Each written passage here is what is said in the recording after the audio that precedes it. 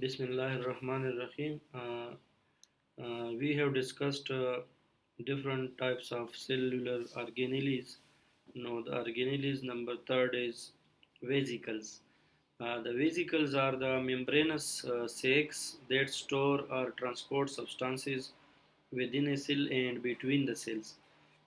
Larger vesicles that contain mostly water form when part of the cell membrane folds inwards and pinches off, bringing solid material from outside the cell into the cytoplasm. The smaller vesicles shuttle material from the rough endoplasmic reticulum to the Golgi apparatus as part of the process of secretion.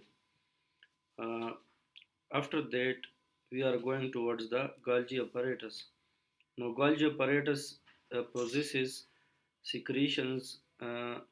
We are seeing the electron microscopic picture of the Golgi apparatus, and on the left we have the colored picture of the Golgi apparatus. Vesicles are going in and out into the Golgi apparatus. The Golgi apparatus consists mostly of membranous sacs that continually receive vesicles from the endoplasmic reticulum and produce other vesicles that enclose or contain different type of secretions. All the intracellular membranes are phospholipid bilayers. The Golgi apparatus is a organelle which refines, packages, and transport proteins synthesized on ribosomes associated with the endoplasmic reticulum. A cell may have several Golgi apparatuses. The proteins arrive at the Golgi apparatus enclosed in vesicles composed of membrane from the endoplasmic reticulum. Sugar molecules were attached to some of the proteins in the endoplasmic reticulum to produce glycoproteins. Sugar molecules attached to some of the proteins in the endoplasmic reticulum produce glycoproteins. These vesicles fuse with the membrane at the innermost end of the Golgi apparatus, which is specialized to receive glycoproteins. As the glycoproteins pass from layer to layer through the Golgi sacs, they are modified chemically. Some sugars may be added or removed, and proteins are shortened. When the glycoproteins reach the outermost layer, they are packed in bits of the Golgi membrane, which bud off and form transport vesicle. A transport vesicle may then move to and fuse with the cell membrane, releasing its content to the outside.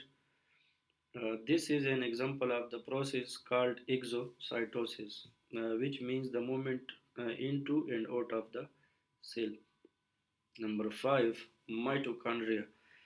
Mitochondria are the elongated fluid-filled sacs that house most of the biochemical reactions that extract energy from the nutrients in the digestive food.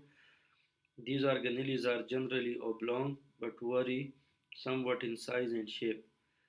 They move slowly through the cytoplasm and reproduce by dividing.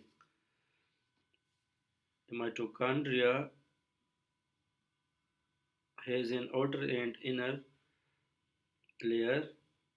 The inner layer is folded extensively into partitions called cristae or cristae, which increase the surface area.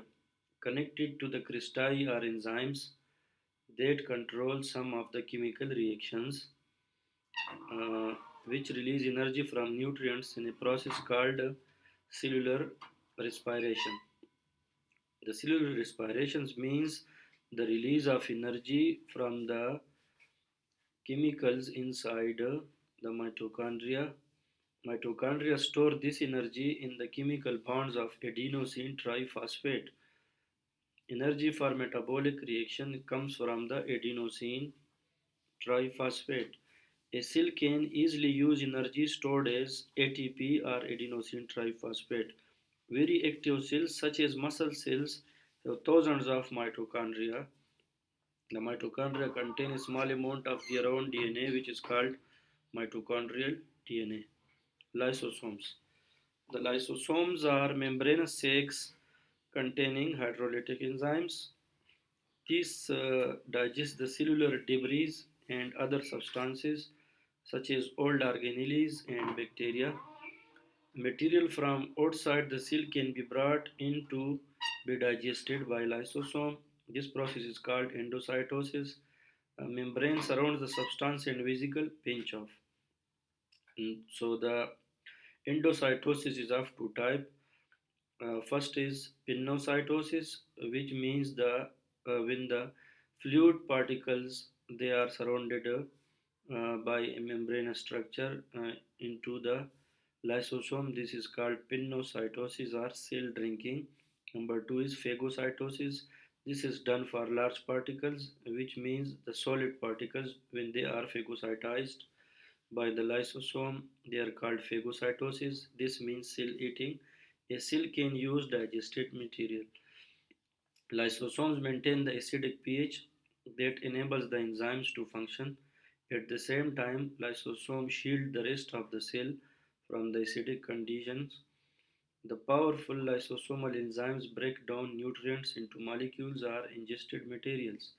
Certain white blood cells, for example, can engulf bacteria with lysosomal enzymes and they are digested. In the liver cells, lysosomes break down cholesterol, toxins, and drugs. Lysosomes also destroy worn cellular parts in a process called autophagy.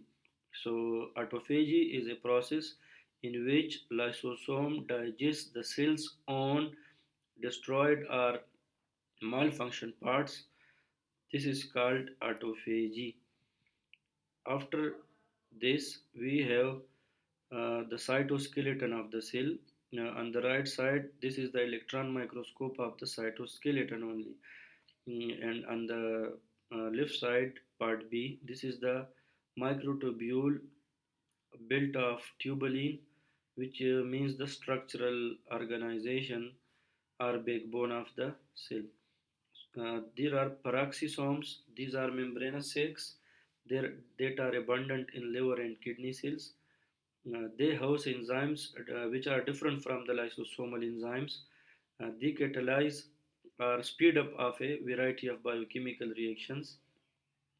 Peroxisomal enzymes break down hydrogen peroxide, which is a byproduct of metabolism during the cellular metabolism, and it also breaks down fatty acids and detoxify alcohol. The other cellular structures, several other structures are not organelles but are part of the cytoskeleton. They occupy significant space in cells and are vitally important for cells to move and to divide. After this, we have microfilaments and microtubules. They are different type of thin thread-like strands in the cytoplasm.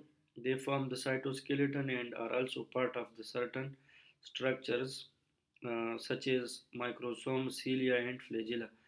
This means the cilia, flagella, and centrosomes they are produced itself by the microfilaments and microtubules. They have specialized activities. The microfilaments are tiny rods of the protein known as actin. They form meshworks or bundles and provide cell motility or movement.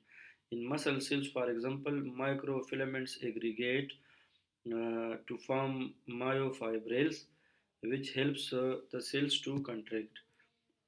Microtubules are long, slender tubes with diameters 2 or 3 times those of the microfilaments. Microtubules are composed of molecules of the globular protein known as tubulin.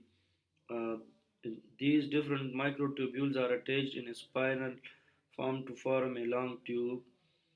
They are important in cell division. The intermediate filaments lie between the microfilaments and microtubules in diameter and are made up of different proteins and different cell types. They are abundant in skill cells and neurons, but they are scarce in other cell types. A centrosome is a structure near a Golgi apparatus and the nucleus. It is non-membranous and consists of two hollow cylinders called the centrioles that lie at right angles to each other. Each centriole is composed of nine groups of three microtubules. During mitosis, the centriole distribute chromosomes to newly forming cells, cilia and flagella. The cilia are motile structures and flagella, they are motile structures that extends from the surface of the certain cells. They are composed of microtubules in 9 plus 2 array, similar to the centrioles but with two additional microtubules in the center. Cilia and flagella differ mainly in the length and abundance. Uh, mm, this is the structure of cilia and flagella looking through the microscope. Cilia, they are present on the outer surface of certain cells, such as goblet cells of the respiratory tract. Their function is to remove the secretions of the respiratory tract, sputum, bacteria, and toxins away from the respiratory tract in the form of cough reflex. And number two, flagella. Flagella provide movement to the whole cell. Cilia provide movement to the toxins and bacteria present on the outer surface of the cell to move away from the area, and the flagella provide movement for the whole cell, such as sperm cells. So this is enough for today.